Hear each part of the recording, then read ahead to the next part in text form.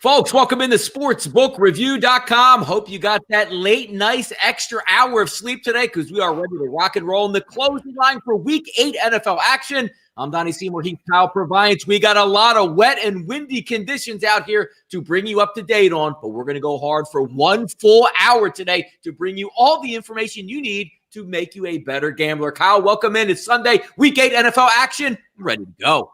I'm ready to go too. And, I've been talking myself out of all this weather. Now I'm like, am I going to freak out that much about the weather? I like the Cincinnati-Tennessee game quite a bit for DFS. And, I'm excited for today. Looking forward to it. Thank God for the extra hour. I needed the extra hour today. I had a good time. I hope you all had a good holiday last night as well. So let's get after it and make some money today.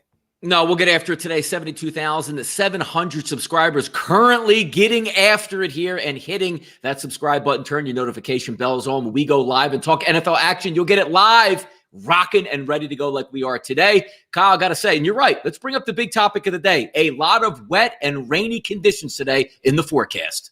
Yeah, a ton of them. Well, we got Cleveland and the Raiders. It looks nasty, swirling winds. And you're seeing the totals drop, of course. Looking there over in Tennessee and Cincinnati, 15-20. I still think that game is all right. You're going to see a lot of quick passes from Cincinnati anyways. I don't know that necessarily changes their game plan.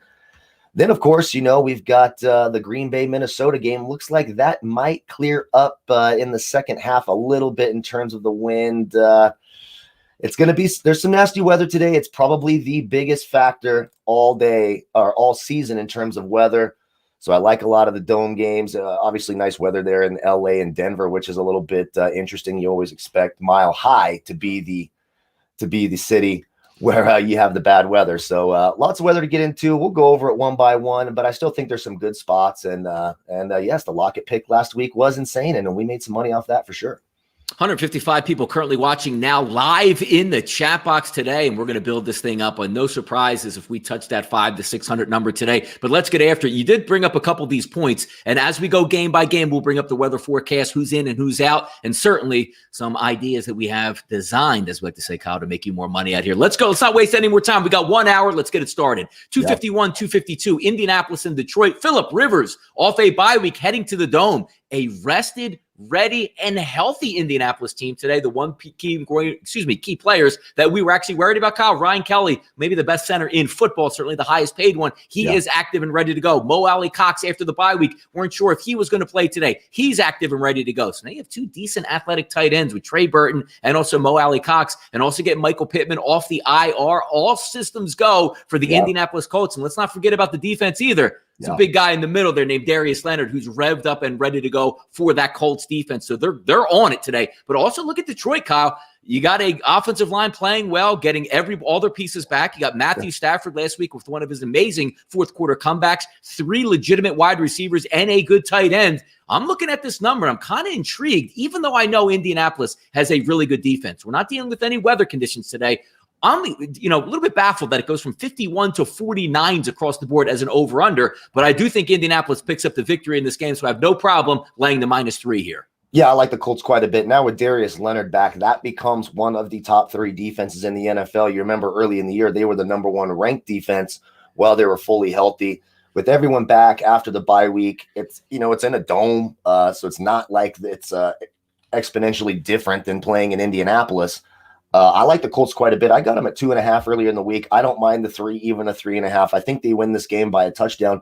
Neither offense excites me all that much. I mean, the Lions, their offense is okay when they eventually, sometimes get the ball to Kenny Golladay. He's going to have a tough matchup with Xavier Rhodes on the outside, who's playing really, really well this year.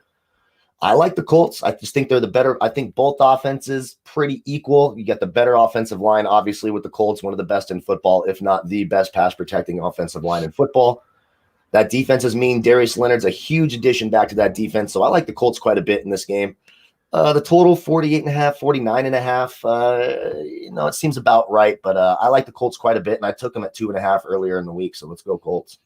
Yeah, no, I like the Colts. And, I'm a big proponent of Frank Reich. I think he's got Yeah. all the components in this game. And also, when you take a look, they get rested and ready off the bye week. If I would have told you, or if you watch last week play out, right, let's just say Todd Gurley does fall down. Aren't we all just all over they got to sell. They have no chance. Patricia's fired. It's amazing how a dumb play by Todd Gurley completely flips over. And now you get some believers. I'm not believing in Detroit just yet. I do like Matthew Stafford. And if they're down in the fourth quarter, he's a really good quarterback. But this is a team, Indianapolis, that has completed all levels, defensive line, linebackers, secondary, offensive line, and quarterback when they have the right conditions. It's not outside. It's not blustery. It's not windy. Phillip Rivers can be very good in a dome the same way he was out in San Diego, where he didn't really have to deal with too many weather conditions across the board. I like the Colts in this one, so we'll keep going here. A lot of people chiming in the chat box here. Quick question for you, Kyle, which I kind of answered in the chat box. Linda says, is Burton a sit with Cox playing today?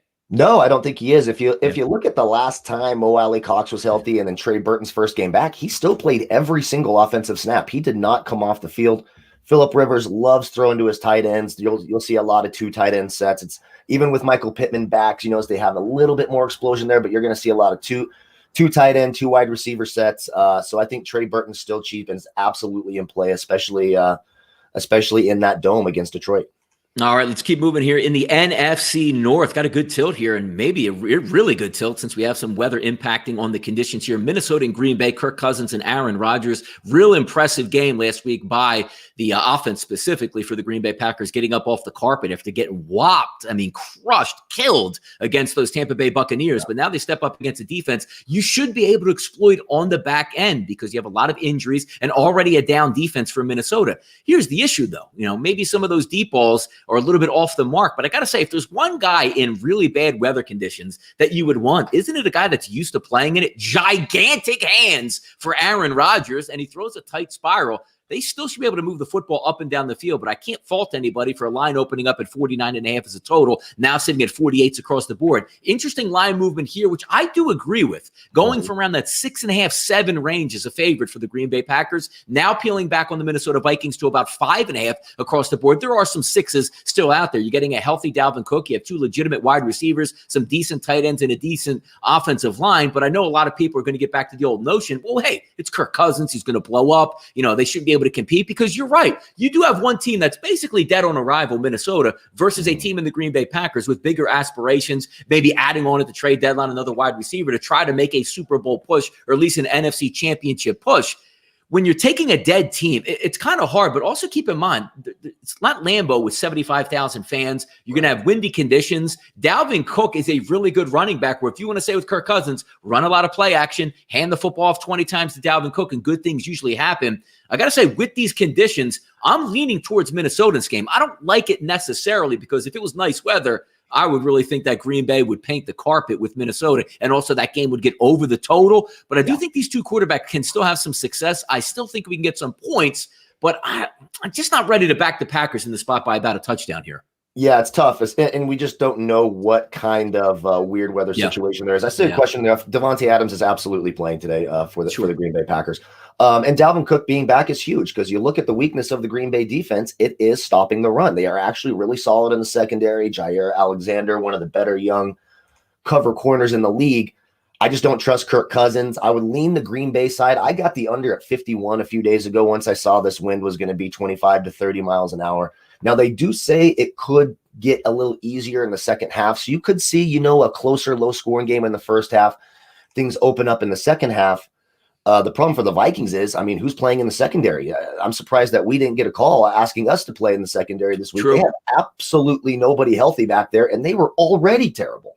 So I don't know how you could get any worse, and they managed to do so.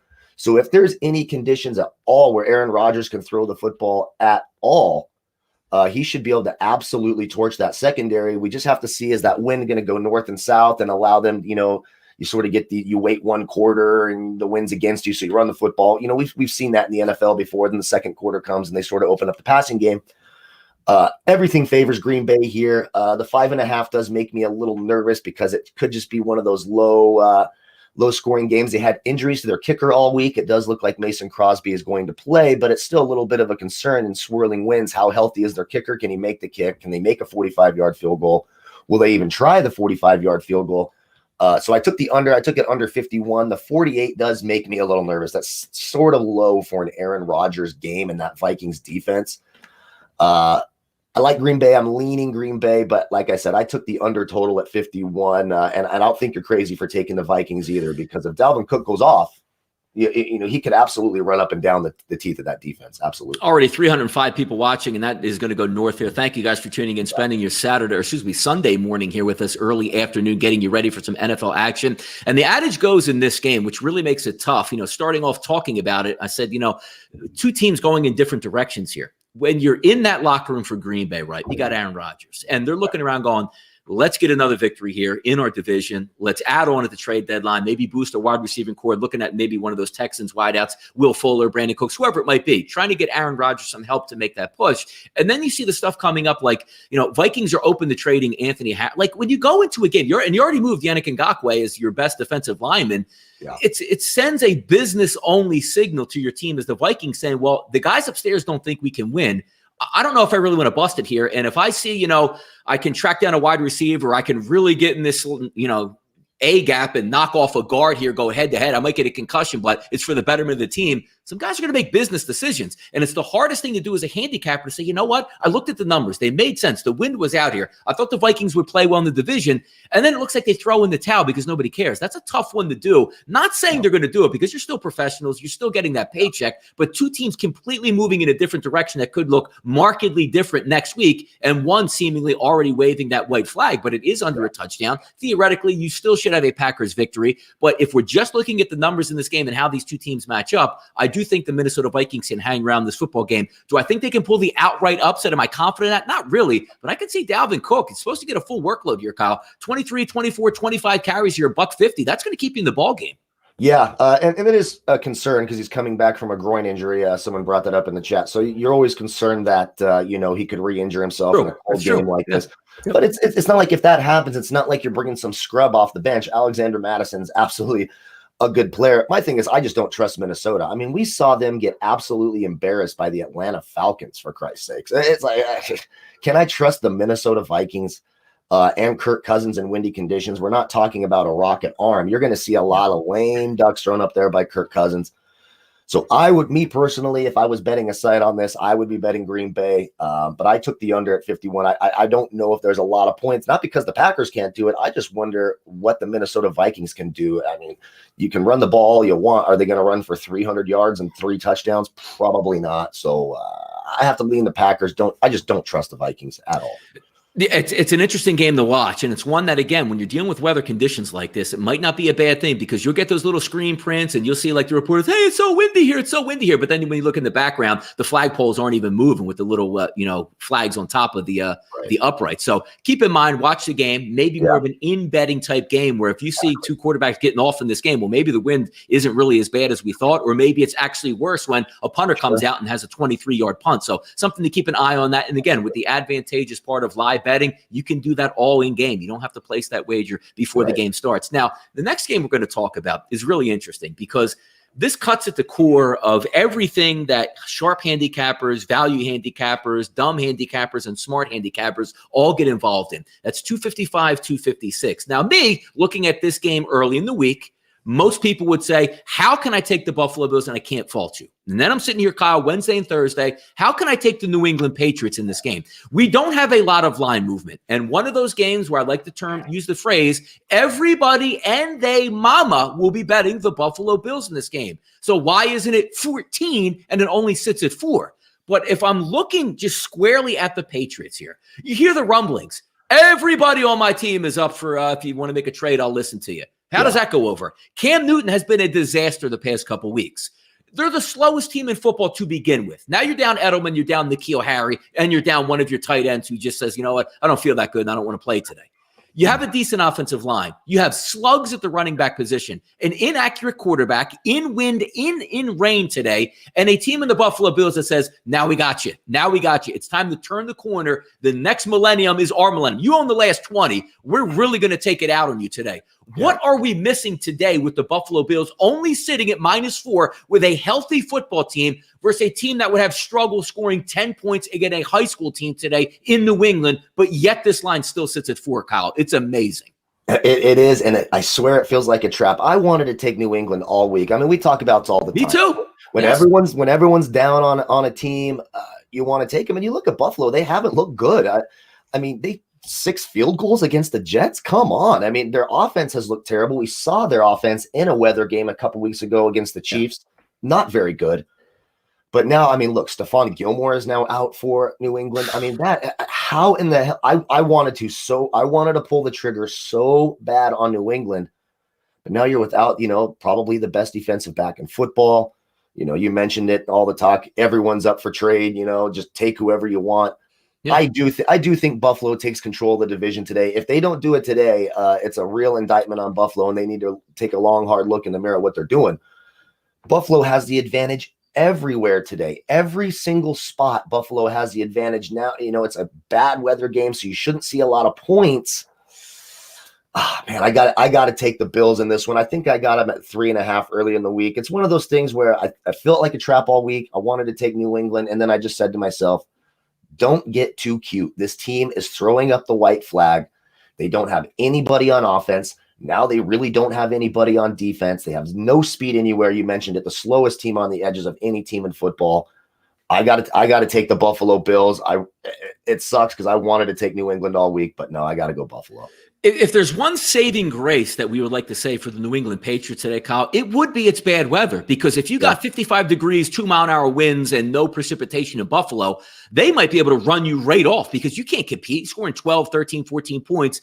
The only pathway to victory here for New England, for me, is if you run Cam 20 times. Do you even want to do that? Does he want to do that? And what's the point of even doing that? But when you're down to no options at wide receiver, tight end, and very little at running back, you can't just have 20 play drives that eat up 10 minutes and then kick a field goal and say, we're just going to keep your side off. Because when you do flip it over to Buffalo side, it's not like rain really hinders them the way they want to get loose. It's a turf field. You have some scat backs that can stay up, so you're not a power running game. You also have John Brown back, who's that elite wide receiver. Not elite in the sense of I'm a number one, but I can get deep, so you have to pay attention to me. But also no Stephon Gilmore, so then Stephon Diggs should be able to eat. It's just all a matter of one of those things. Again, there are some bad weather conditions. Maybe you wait a couple minutes in that game, take a look to see how those conditions are actually playing out before you wager. But I just see that number 4, and it doesn't compute with me. And the only thing I can think of is that the weather is so bad, maybe Bill Belichick concocts a scheme where they just hold the football and Josh Allen is horrible. Because you did bring up a good point. It's not as if Buffalo's rolling the town with 30 plus per game on the board now. They're struggling on offense as well.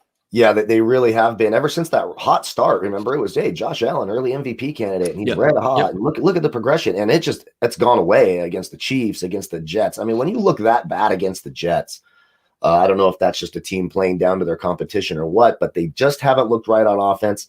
This could be a get-right week. We've actually seen this with Buffalo years and years ago when we thought, oh, maybe Buffalo's going to take over this division. They got Lawyer Malloy, if you'll remember, from the Patriots, and they went in there and just beat the brakes off the Patriots. It was like 45-10 or something crazy like that. That's what I think Buffalo needs to do today. It's a statement game for Buffalo. I got to take them. It does feel like a trap. I still think it's a trap. It feels like a trap, but I took Buffalo. I just don't think New England has anything left in the tank. It doesn't even seem. I mentioned in the chat, Belichick is doing more commercials now than he is doing coaching, and it's ready true. To cash out. I just can't trust him again. It's a spot that I wanted to take the underdog all week, but I got to go with the Buffalo Bills. Yeah, Nafisa says bad weather divisional game and the Pats can run the ball more efficiently, take the points, which, look, again, if you win this, you feel like a genius if you're New England. But I just feel like if you take this game, you're only relying on, what the hell, I'm just reading the line and the line tells me everything I need to know. But boy, I mean, you're going to have to work hard just to get any point. Like Buffalo doesn't have to work as hard to get points. Versus vice versa versus New England in this one. So it'll be interesting to see how that one plays out. I will have my eye on that game. We're sitting at a 41 as a total, which means, Kyle, if both teams hit 20, you got it covered. So it's a wildly low number. Just it's bipartisan of this week in week 8, how crazy is some of these weather impacting the conditions out here. Let's keep going. I'll tell you, weather might not be really impacting this game, but seeing some tweets before the game, before we went on the air today, Tennessee and Cincinnati, Tannehill and Joe Burrow, 4 out of 5. Now, let's get this straight because I see it with my Philadelphia Eagles. Banged up on the offensive line. You can't really do too much unless your quarterback pulls in I'm trying to I can't even say it correctly. Somebody will correct me in the chat box. Herculean. There we go. Herculean. There we go. Time is really affecting me. You see that? I actually got it out of my mouth and was able to do that there. But you're going to need a quarterback going all world. 4 out of 5 on your offensive line are out for this game. Starters. Already on top of an offensive line, Kyle, that stunk to begin with. Now you're going up against Tennessee. Maybe the saving grace in this is, well, Tennessee doesn't really rush the passer all that much, and it's not exactly the Pittsburgh front 7 that you're going after, which is true, or Tampa Bay's front 7. But still, a bad offensive line down only to 1 starter, and you have a rookie quarterback. You're really going to have to put up points in this game, and you don't have Joe Mixon to say, well, hey, the easiest thing to do for backup offensive linemen to do, Kyle, is run block. Well, you can't really run block if you don't really have that banger in the backfield, and you're down the entire football game. This sets up really bad for Joe Burrow. But again, we're not talking about just winning the football game outright. Yeah. You're going to have to cover now, which is 7 points. Opened up at 4 early in the week, 7s across the board. 55.5 is a total, now down to 49. Initially, I'm looking early in the week saying I really like this over here because both teams will go back and forth. I still lean that way at that total. But boy, oh boy, we saw when it all went wrong for Cincinnati when they went to play the Baltimore Ravens a couple weeks ago, 3 points. Are we looking at one of those type efforts here? Because if you can't block anybody, it doesn't matter who's at wide receiver or quarterback. Yeah, I mean, you could, but you mentioned Tennessee. They don't get after the quarterback. They, in fact, have the lowest sack rate in the NFL. So this isn't a team that's going to put a ton of pressure on Joe Burrow anyways. And you kind of look at the weather conditions there, 15 to 20 mile an hour winds. I don't think it's not super debilitating for that offense. Joe Burrow likes to get the ball out of his hands quickly. So you have a bad pass rush and a bad secondary in Tennessee. So even though they're without the 4 linemen, it might be something they can play around there. You're going to see a ton of quick passes without Joe Mixon there. Giovanni Bernard, T. Higgins, Tyler Boyd, A.J. Green, all of them. I love his DFS plays this week because I think you see 50 passes out of Joe Burrow, quick passes. The ball's going to be out of his hands in less than 3 seconds. And that Tennessee secondary, no better than 6th in any of those receiving categories we've talked about. Wide receivers, they're 6th worst against yards, targets, receptions, and touchdowns to opposing wide receivers. So I do think Cincinnati's able to move the football. 7 seems a little high, and I am not betting against Joe Burrow getting 7 points. Every time I've done that this year, I've been burned. The backdoor cover, they're going to continue to throw this entire game. I think Tennessee wins the football game. Absolutely. They're the better team, and Derrick Henry should have a big day on the ground. But that Tennessee secondary is really, really, really bad, and they can't cover anybody. So even though they're down 4 linemen, it might be their saving grace that they're actually playing the Titans as opposed to, like you said, if they were playing the Steelers, this game could be 35-3. You know, that front 7 of Pittsburgh would destroy Joe Burrow. That's just not the case with Tennessee. Yeah, he's active and mobile, so Burrow is going to put up an effort, but I just find it interesting there. Like, this is your franchise guy. Do you really want to drop him back 50 times? Like, we're not talking about, like, your left tackle is out. Like, your entire line is basically out at the most important position. Centers, left tackle, right tackle, and then another guard is down. Now, also keep in mind, it's not so much going into the football game, Kyle. How many injuries pile up during the game? Let's just say a tackle and a guard goes down in this game, or a center. Like, you're literally looking at saying, well, this is our, franchise guy. Do we just run the football the rest of the game and just take a loss in this one? It's crazy how this could compile and compound during the game. But taking a look from a Tennessee perspective and a Tennessee side, Cincinnati doesn't rush the passer. Ryan Tannehill is going to have all day long. And the thing that we love about taking a total when you want a side like that, or even a team total itself, you want the other team to participate, because if Cincinnati is engaged and able to block Tennessee's front 7, Tannehill should be able to do whatever he wants. King Henry should be able to do whatever he wants in this game, because I always say, I've lived this year so long taking team total over just against the Bengals. We'll see if that plays out today, but an interesting game to look at specifically to see, hey, Joe Burrow, let's find out what you're made of now that you don't have any help on the offensive line. Can you make those reads? And maybe if it is 20-mile-an-hour winds or 30-mile-an-hour gusts, let's see how I perform in this as a young rookie in the NFL. Moving on to the Las Vegas Raiders and the Cleveland Browns. Rotation 259, 260, 50-50 ticket split in this one, but a nice drop in the number. Opened up as a favorite for the Browns early in the week at -3. We're now seeing 1s across the board, and even about an hour before the show started, Kyle, I was seeing pick'ems across the board as well. So some money coming back from Cleveland. Big news here, Trent Brown, the big-time left tackle for the Raiders, which we thought we were getting back, and the Raiders thought they were getting back. had a little bit of the sniffles, maybe a cough today. So just as a precaution, taking him out of the lineup so they will not have Brown at left tackle. Obviously, we know OBJ is going to be out for the Cleveland Browns, but I don't know how much of a difference that actually makes on their offense. If we had really good weather conditions here, like we anticipated possibly for a normal game, it opened up at 55.5. How about this drop down to 47 across the board? And I got to tell you, I can't fight that. And I agree with that line movement, because if you're taking a look at two teams that can get after it on the ground, what's the sense of airing it out if you have 30-mile-an-hour winds, 40-mile-an-hour gusts? And let's also keep in mind, when you're dealing with totals, no longer that extra point or that 42-yard field goal that's a slam dunk. That's going to have some play in this game as well. I agree with the under. 47's getting a little bit cheap for me, but I have to say, that's what the line is right now. I'm still going to lean under in this game just because of the way I believe this game should play out. Yeah, I got 51 a couple days ago, and I'm glad I did, but I still think you're probably safe with that 47.5. This, of all the games, appears to, by all accounts, be the worst weather in the league today. Winds swirling, maybe some light rains as well. I mean, 25 to 30-mile-an-hour winds. I don't think Baker Mayfield and Derek Carr are the biggest arms. Derek Carr actually plays really, really bad in game 3. Brought that up in the chat, in poor weather. If this was good weather, I like the Raiders. I think the Raiders are a better football team than the Cleveland Browns. I really do, and I think they're better coached. But in this cold weather, I'm going to have to take Cleveland at home. No Trent Brown is going to make things nasty. Myles Garrett, watch out for the strip sack fumble. And that might be one of your under killers if you get some defensive touchdowns here. Short punts, only going 25, 30 yards. You mentioned that earlier. And I do want to say thank you to everyone. Over 550 people watching in here. That's absolutely amazing. Thank you all so much. And we appreciate you guys hitting that like button too. It's really humbling that many people making us a part of their day on Sunday morning. So thank you. But so right now I'm leaning Cleveland. What I really like, I don't want to take a side in this game. I think this is going to be kind of a shit show, for lack of a better term, in this game. I like the under. I like the under in this game. I just think it's tough to put up points. Jacobs and Kareem Hunt would be the two plays I like quite a bit in this game. A lot of short, quick throws. Maybe you could go to Jarvis Landry in the slot a little bit here. He likes those quick throws as well. But remember, he's battling a broken rib. So all it takes is one tackle there behind the line of script. It's a lot of contact for a guy with a broken rib. He goes out. Then you're relying on, Peoples-Jones and Rashard Higgins, who claims he and Baker Mayfield are so close. It's like they're from the same mother. So, give me a break. I would lean Cleveland if I'm picking a side, but the bet I like in this game is the under. Yeah, I took the Raiders in the pick six contest, got them at 2.5 a couple of days ago in that.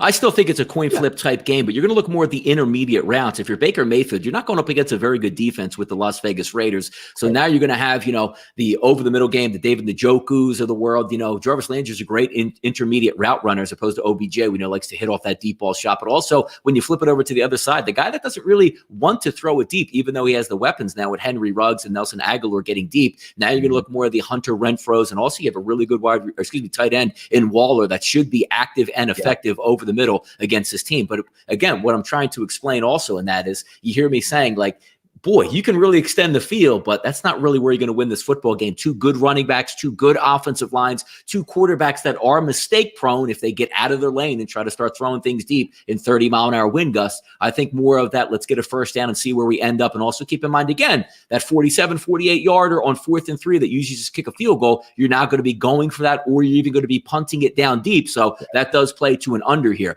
How about this game we're going to talk about? 261, 262, Kyle. Going to Kansas City. Sam Darnold, fire it up for the New York Jets. There we go. It looks like a bloodbath, and everything goes across the board. 6 out of 10 tickets here coming in on Kansas City, and it's not 6 out of 10 tickets, Kyle, that said, hey, Kansas City can win the football game. 6 out of 10 tickets are saying, yeah, they're going to win by 3 touchdowns in this game, and the over-under hasn't moved all that much all week. 49s across the board. I already put out a video. I like the under 49, not saying that Kansas City can't put up into the mid-40s. It's just a problem of what you're going to get from the offense from the New York Jets and what you expect out of it, because the big play threat is not there. They're down Perriman, they're down Jamison Crowder. Herndon is as slow as hell tight end out here, and you're dealing with just one rookie wide receiver that you can now turn your focus on if you're the Kansas City defense. And let's keep in mind, when you hand the football off, you're not handing it off to Clyde Edwards-Helaire on the opposite side like Kansas City. You're handing it off to 72-year-old Social Security participant Frank Gore, who's going to get you 2.5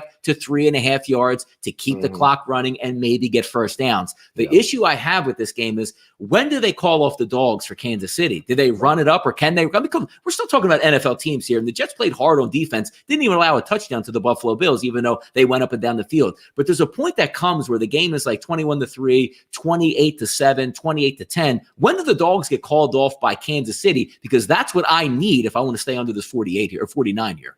Yeah, I suppose it depends how much influence Le'Veon Bell has. Because if Le'Veon Bell has his way, they will not let up, and they'll put up 56 on this team. The Jets defense actually hasn't been all that bad. Their perimeter corners, Austin and Desier, not very good. But man, I can't take 19.5, 20 points. I just can't do it. I stayed away from this game 100%. I think the only bet, you're right, is the under, and that's just because the Jets going to be able to participate on the offensive end? And you mentioned that rookie wide receiver at 3,200 on DraftKings. We did it, Donnie. We put that in a $1,000 entry on DraftKings. Yes, I'm not joking. Yes. He's in that damn lineup. No one's going to play him. If he scores a touchdown, I might be vacationing for a couple weeks in Fiji. So let's go, Denzel Mims. Get it done today. But no, absolute disaster of a game. I don't want to waste too much time on it. Just take the under.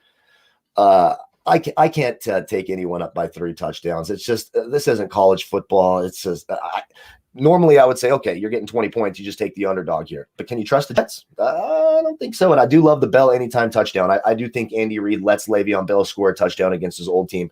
Remember, it was a bitter separation. They kind of talked some smack about him, said he was a bad teammate, etc. Didn't live up to the contract. So I do think things like that, Le'Veon Bell getting into the end zone. Really, if you want to bet this game, what I would do is live bet this game, hope the Jets score an early touchdown, and that live betting line drops down to maybe 11 or 12, and then you jump all over it. Because I do think they win by 2 touchdowns, but 3 touchdowns, just can't do it. And you can't trust the Jets. So just take the under and live bet it. That's what I'm doing. The Jets got up last week against the Buffalo Bills, but that eventually faded quick because they scored 10 points in the first half. It's like, damn, they're on their way to 20 points. But they ended the game, I believe, with 10 points in that game. So 18-10, I believe the final was in that Buffalo Bills game last week. So completely ugly, but it's a matter. Look, it's sometimes not about the X's and O's, I like to say. It's about the Jimmies and the Joes. And there's not many Jimmies and Joes on the Jets today. They're going to be able to put up a effort. But also there is a lot of psychology that rolls into this, Kyle, because what is Kansas City doing last night? Are they taking their meetings real serious? Like, hey, man, I better be on my P's and Q's tomorrow because the Jets offense is coming to town. We'll see how it plays out, but it is nice to see just what was last week. We thought was going to be a runaway easy winner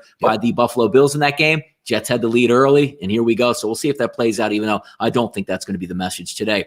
New starter, hey, down in South Beach, 1 o'clock today, 263, 264. Jared Goff and Tua Tagovailoa, 50-50 ticket split. And I told you when we did the show on Tuesday and Thursday, early in the week, I'm like, you know what? Let me pay down. I really want this -3 for the Los Angeles Rams. You're going up against a rookie quarterback, should be able to handle them, get out of town with a 27-20 victory. The Rams, better coaching to me on the offensive side of the ball, better quarterback just by default because he's not a rookie getting his first start. And also we know the Rams have a pretty potent defense that can get after. Then I start to look at what the Dolphins have actually done this year on the scoreboard and fighting and coming off a bye at home. You'll get a little bit of a bump in that first half because you'll see some plays in the playbook that the Miami Dolphins haven't run with Ryan Fitzpatrick that they can now run with a more athletic quarterback. But it comes down to it, Kyle.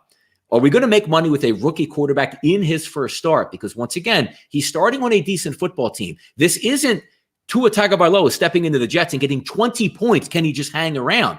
In effect, you're expected possibly to win this football game. And so my question to you is, do you think the Miami Dolphins can roll their helmets out today versus the Rams and come away with a victory? Because that's honestly, you can't come into this game, I think the Dolphins will hang around. I'm going to take the 3 points. No. You better hope that the Dolphins or think that the Dolphins win this game outright.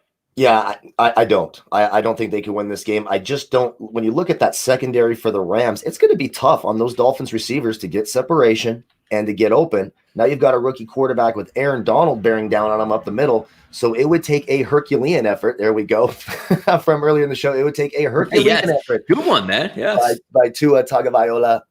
He would have to run all day long. And I didn't like the report that I saw either this morning where they say their plethora of draft picks was a factor in starting Tua. So it doesn't seem like they're doing it for the betterment of the team this year. It feels like they're, maybe saying, hey, maybe we'll lose a few more football games and kind of get him ready.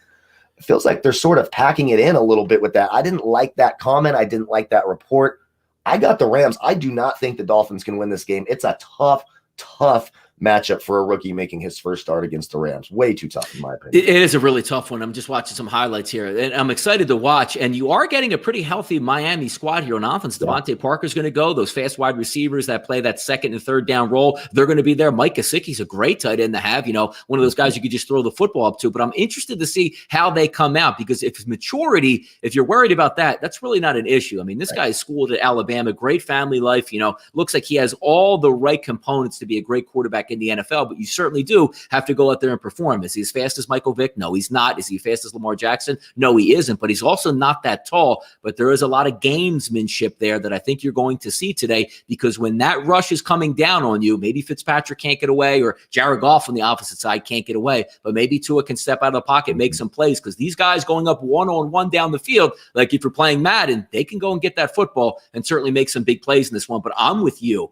Three early in the week, probably should have taken it here for the Rams, but backed off a little bit, saying, because I do believe not so much you don't really have home field advantage all that much anymore in the NFL because there's not the fans, but that rest is a huge difference here. And they're ready to plug Tua in, but I still do think if you get that 3 spot, I would be on the Rams overall today. Let's keep going. Maybe the game of the day, 281, 282 in the charm city of Baltimore. Ben Roethlisberger and his undefeated Pittsburgh Steelers coming to town versus Lamar Jackson, a 50-50 ticket split. Opened up at 5.5, saw it as low as 3.5. And now it looks like that's rebounded to 4s across the board. Market line jump to the under from 49 to 44 because people are worried about the weather conditions of Baltimore. But I have to say, if there's any weather conditions that are impacting this game, this is the least of it outside of the domes that we're talking about primarily for the 1 o'clock game. So those games that, Minnesota, Green Bay, New England and Buffalo, and Tennessee, Cincinnati, Las Vegas, and Cleveland, this one will have some rain to start. But keep in mind,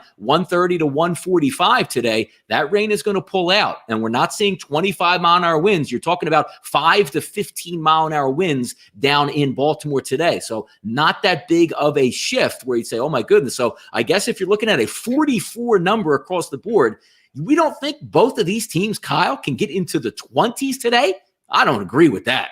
Yeah, that's too low. That's too low. And you mentioned it. It's not a huge weather impact. And it's not like the Pittsburgh Steelers and the Ravens aren't used to playing in some inclement weather. I mean, we see these games at Heinz Field, Three Rivers, back in the day for years. I like Pittsburgh in this game. I know a lot of people like Baltimore.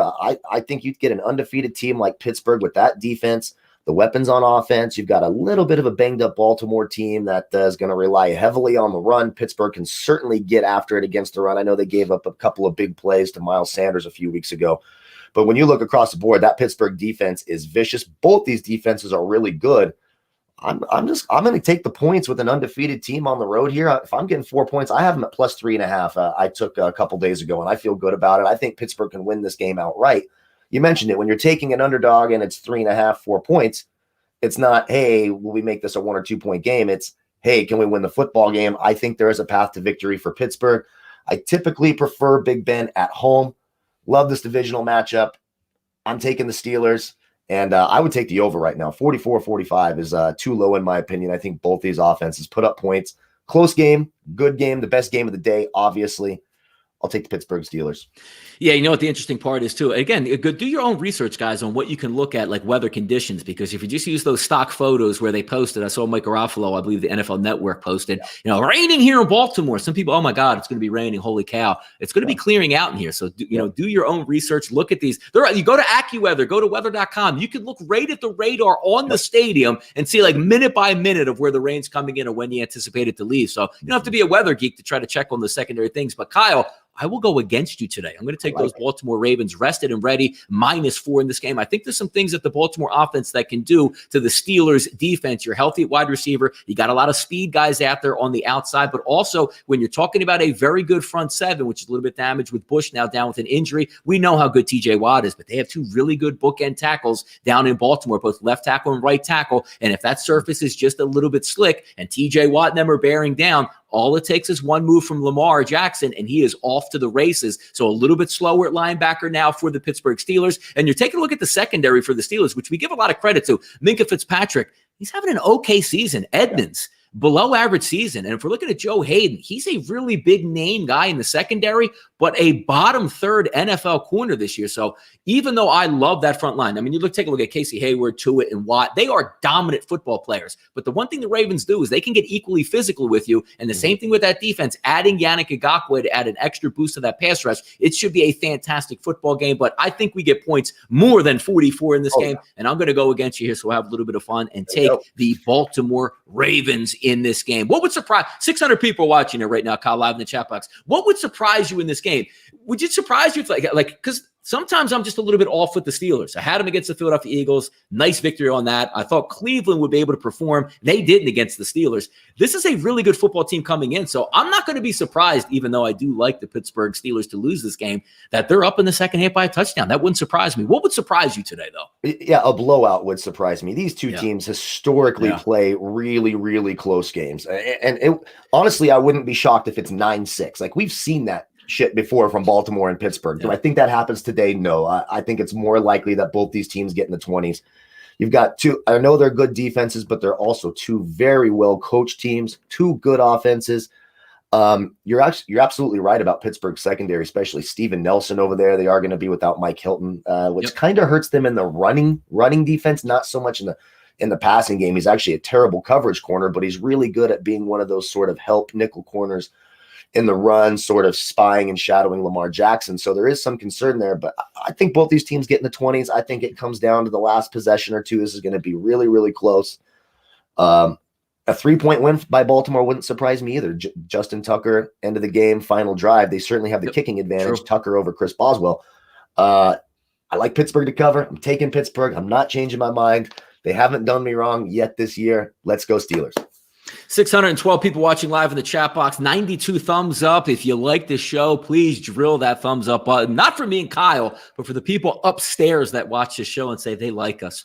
They really like us. So, keep that in mind out here. But that's the 1 o'clock slate. Let's hit the 4 o'clock slate now. 275, 276, an unheralded game, which a lot of people probably breezing by. That's the Chargers heading into Denver. And how about this? It's November 1st. Usually we'd say, Kyle, the weather games are here. Oh, yeah, look at that Denver game, 31 degrees, 6 inches of snow. Not the case. Mid-60s, virtually no wind. So you're going to get Justin Herbert out there. Two decent defenses here, or at least what we think will be two decent defenses taking the field. The questions I have for Denver in this game, the line does look a little bit light at the Chargers only laying 3. But I do think when you look at the scores, you look at the games that Denver's played, and outside of last week where they gave up a special teams touchdown and a defensive touchdown to Kansas City and got blown off the map, they do have some decent pieces in this game to try to compete with the Chargers. Waiting on some injury information on Tim Patrick at wide receiver for Denver and say, well, who the heck is Tim Patrick? It's actually their leading wide receiver, which would provide a boost, which they don't expect to play today, but are getting some help back in this game with Lindsey at running back, who was running real effectively last week versus the Chiefs, but Sorensen absolutely cowbelled him twice in that game, forced him to leave the game with a concussion, but he's cleared and ready to go today. That will help. But I got to say, looking at Herbert and that offense for the Chargers, outside of like Keenan Allen that and obviously Herbert, the quarterback, they've been doing it with smoke and mirrors and putting up high 20s all along. Is this a game where we trust the rookie to go on the road in Denver in nice conditions, say, handle your business because I don't trust Drew Lock? Or is this one of those division games where you say, hey, man, dog's going to come to play here at home? Yeah, that's kind of where I'm leaning. And I actually like the over. I think these teams get in the 20s. And, it's two young quarterbacks, two teams, 44.5, 45. We finally get some nice weather. I think both these offenses get in the 20s. I think this game goes over. Early in the week, I was leaning the Chargers. As I watched both teams, watched some of the tape from last week. I don't think these teams are terrible. And you remember coming into the year, we thought maybe both these teams had a chance to kind of make a run at that extra playoff spot in the AFC. Yeah. Obviously, that's not going to happen anymore. I wanted to take the Chargers with Ingram and Bosa. Ingram coming back, but I think when I'm 50-50 on a game like this, and really the only bet I really like for my money is the over. I'll take the home underdog and take the points at home, especially in Mile High. So give me Denver to cover on here. Wouldn't shock me if the Chargers won. I'm real 50-50 on this game. I do like the over. That's my favorite bet on the slate. And I do like the over catches for Keenan Allen. They're going to throw the ball to Keenan Allen a ton. I mean, you can rely on Keenan Allen to get 12 to 13 targets today. He's going to see the football a ton. Tough game. I lean the Broncos, and I like the over. Yeah, tough game. It is a tough game to see out there in the chat box. You have a lot of variables in this game. About 2:35 Eastern time, you get that final inactives report because you don't want that surprise that says, hey, I was going to take Denver and Phillip Lindsay is down and they're just going to roll Melvin Gordon. But it would be nice for Drew Lock to get two good running backs in the game and maybe get a boost at wide receiver if they get Tim Patrick. I know it said last night that he was fighting to play, but as they say, when you get an extra wide receiver activated overnight, that usually means what, Kyle? You're going to be sitting one of your wide receivers down on Sunday. So keep in mind maybe some of those warm-ups. But again, really nice weather in Denver where you're not anticipating it since we're so bombed here on the East Coast with some poor weather. 267, 268, another game that's going to come into play. Hey, the windy city of Chicago. We're going to get winds probably around 20 to 25 miles an hour sustained throughout the game. Cold weather conditions, 35, 36 degrees. You did get a boost here if you were looking to take the Chicago Bears. Allen Robinson looks like he's going to, and I'm going to assume that actually the inactives aren't out yet. We're going to assume that Allen Robinson is playing, which is really their only effective weapon that can do anything on the outside, push the ball downfield or make a big play for them. And Nick Foles certainly puts a lot of trust. But when you flip it over to New Orleans, this is everything we preach about New Orleans to go against. Drew Brees, outdoor, cold weather, heavy wind, no wide receivers, hand it off and play defense. And then you're saying, well, wait, New Orleans will be getting 3 points in this game, right? No, they're favored by 5.5, which dipped down to 4 and then jumped right back up. I do agree because I think the overall coaching staff philosophy and execution will be better today from New Orleans than the Chicago Bears, but that's still a pretty good defense over there. And as we looked at it on Monday Night Football, why do we like the Rams so much? Well, they have a really good pressuring defense. They can get after Chicago, but also you have Sean McVay on the opposite side with a lot of weapons that can really get downfield and push the ball. They blew out the Bears this week. That's not really what New Orleans does. And if you take a look at New Orleans' slate, yes, they're winning, but they're not winning impressively, Kyle. Yeah, man, this is going to be an ugly game. I mean, look at the receiving core that Drew Brees has today. Deontay Harris, Traquan Smith. I can't even think of the other guys. I mean, it's that bad. Callaway, Thomas, Sanders, all out. And then you look at the other side. Allen Robinson was announced as active last night. Well, as long as there's no setbacks with the concussion, of course, anything can happen with that before 1 o'clock. But it looks like he's going to play. So he's going to run into Marshawn Lattimore shadow coverage. And Marshawn Lattimore is a terrific corner. So both of these offenses, I think, struggle in this game. I mean, the over-under is 41.5, and I'm tempted to bet the under on that. I really am, which is crazy to think at 41 in a Saints football game that you would take the under. I just don't know what these offenses are going to do. Chicago's offense is terrible. Saints have a good defense. The Saints offense is going to struggle. Drew Brees is absolutely not the same player outdoors and on the road. I mean, he's vastly, vastly different player. I'm actually tempted to take the 5.5 points with the home team today. I don't like it. I stayed away from this game completely, to be completely honest. I want no part of this game. But right now, again, it's another one of these ugly games where I don't really love either side. So I'll take the home favorite or the home underdog and take the 5.5 points. Yeah, if you remember last year, I believe it was, I'm trying to look right now, they played the Saints at home and, 36-25. I believe that was a Teddy Bridgewater start that nobody expected much out of. But then again, you can't quantify how good a head coach and an offensive play caller Sean Payton is, because it's not like, it's one thing, Kyle, when you get the game plan in place, right? And within the first quarter, you lose your 2 starting wide receivers and say, well, what to do? We game plan the entire week for these guys to play. It's not as if they're going to come into this like, oh my God, what do we do? We have no wide receivers. They pretty much had that same philosophy last week and were able to put up some points against Carolina. But now you flip it over to a much better defense, and we're not sitting in a dome where it's 75 degrees and no wind and we can move up and down the field. You're going to get some wet, actually not weather conditions, wet-wise, but you will have it, obviously, a lot of wind. So something to keep an eye on, but also keep in mind, if you like either one of these teams, you're looking at Chicago, Cordell Patterson might not go today. Khalil Mack didn't practice all that much. He's expected to go, but sometimes in these late games, that 425 window that you bet in the morning, hey, look, surprise inactive Khalil Mack. And you're like, oh my, that's half the reason why I took the Bears, because you wanted to get that pass rush organically from the front four. We'll see how that plays out. Let's go to 425, your neck of the woods here, Kyle, and bringing up Seattle, because a lot of people, I saw it on Twitter today, the chat box, even you look at this number, you say, I was looking at 3s all week. What just happened here to drop this line for the Seattle Seahawks, going from a 4 as an opening number at SBRodds.com down all the way to 1? Now we're seeing it factor in around 1.5, over under creeping back up to 54.5. It looks like to me, Seattle is staying injured, but you're getting a little bit of bump from San Francisco, getting some help back in the secondary, which is exactly where you need it if you're trying to match up against DK Metcalf, Tyler Lockett, and also Russell Wilson. Seattle going to be down a couple running backs in this game, But look, even with all the injuries, San Francisco's been a pretty good defense all along. Now they're a little bit healthier, but always the issue for me comes in is they never let Jimmy Garoppolo win the football game. I'm not so sure that the optimum position is like, hey, I need Jimmy to throw for 350. What do they really want to do? Hey, Jimmy, effectively use this game plan, 250 yards, 2 touchdowns, 1 interception, limit the damage. Let's hand the football off is the way they do it. Do we trust enough the San Francisco 49ers to go into Seattle and get a victory? Because we're not dealing with 4 points, 5 points, 6 points, hang around backdoor cover. You got to win if you're San Francisco here. I actually think they can do it. I agree with this line movement.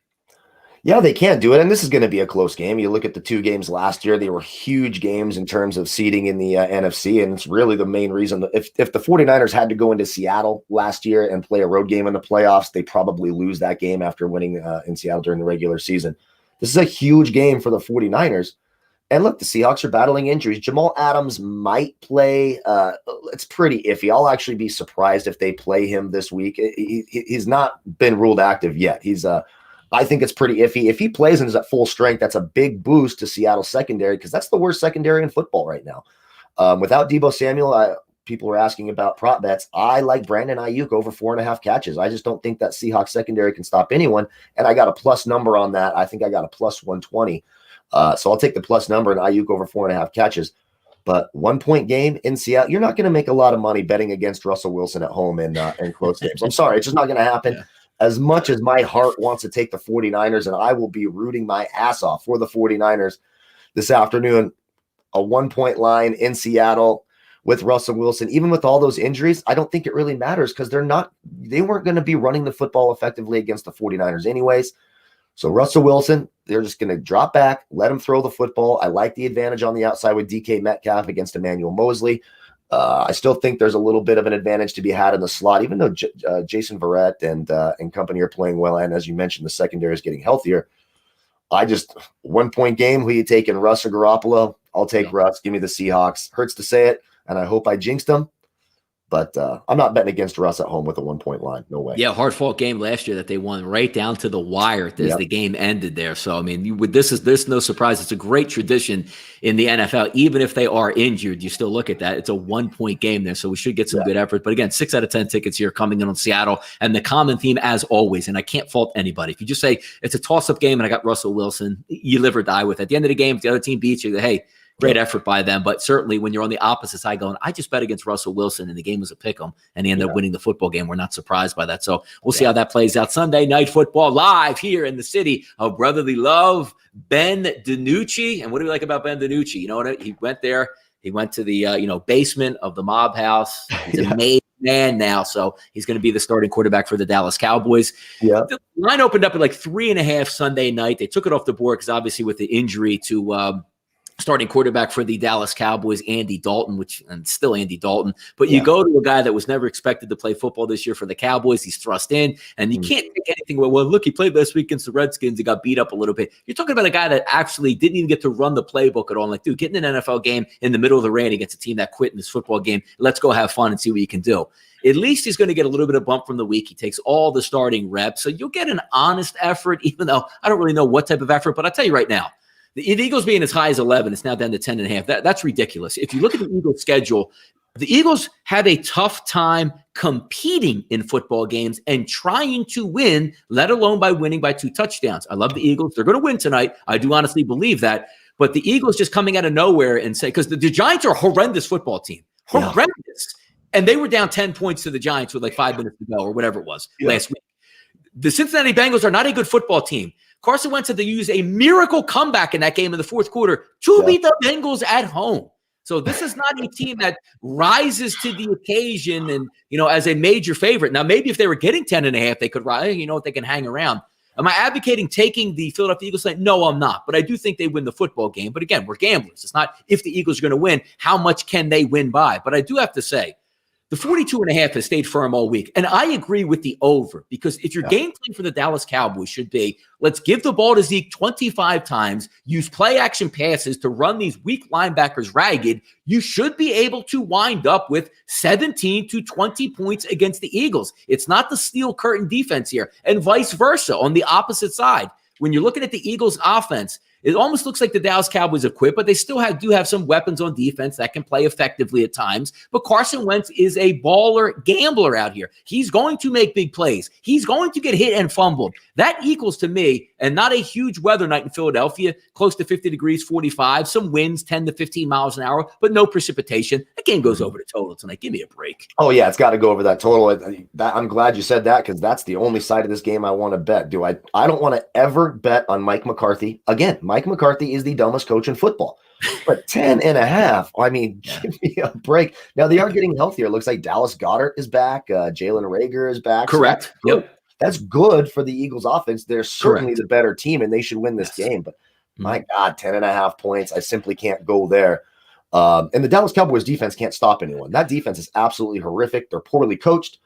Mike Nolan, another coach who I absolutely can't stand. Thank you for drafting. Jettisoned a couple guys on defense this week too, Kyle. So they're cutting dead weight out there too. So they're even thinner than usual. Yeah, that defense is trash. That team is trash. The coaching staff is trash. The Cowboys are trash across the board. I'm just going to take the over in this game. If I was picking a side and I had to, I suppose I would take Dallas to cover. I just can't. I can't. Give 10.5 points to the Eagles. I simply cannot do it, but go the over. Just bet the over and enjoy the game because that Dallas defense can't stop anyone. You could see a sort of 30-17 type game here where Philadelphia wins, or you could see a 24-20 game that Philly wins because Ben DiNucci pulls something out of his ass late in the game. But betting on Mike McCarthy. I mean, we're taking let's look at the Philadelphia Eagles and see what their defense does. They give a 27 to Washington opening game, Rams 37, Cincinnati 23, San Francisco when they were injured with Nick Mullins at quarterback still gave up 20 points, 38 points to Pittsburgh, 30 to Baltimore, 21 to a Giants team that was averaging 198 yards per game with a quarterback that's terrible, who's running for 80-yard plays. Yeah. Eagles going to win this football game. I ain't laying double digits with the Eagles. Now we're a couple minutes here, going over the complete card. Let's go over some plays here, Kyle. I'll go first. I got a 3-pack here as I put out my video on Friday for my best bet and banker of the week. I'm going to keep it the same here. Kansas City under the 49 in that game. 35-10 sounds about right. Leaves a couple points to spare in that ingredient that we like. So I don't think it gets to 50, and that's because I don't think the Jets can score a ton of points in that one. Also going to go with the Baltimore Ravens at the -4, the current number across the board, and also just went over it. Philadelphia Eagles, Dallas Cowboys over 42.5 tonight in my 3-pack. Kyle, what do you got today? I got Vegas and Cleveland under 51. I still didn't even mind the total today. I think they go under that anyways. I've also got Minnesota Green Bay under 51. It's a weekend of unders for me, which I typically don't do, but with all the weather conditions, I don't think Kirk Cousins can move that offense.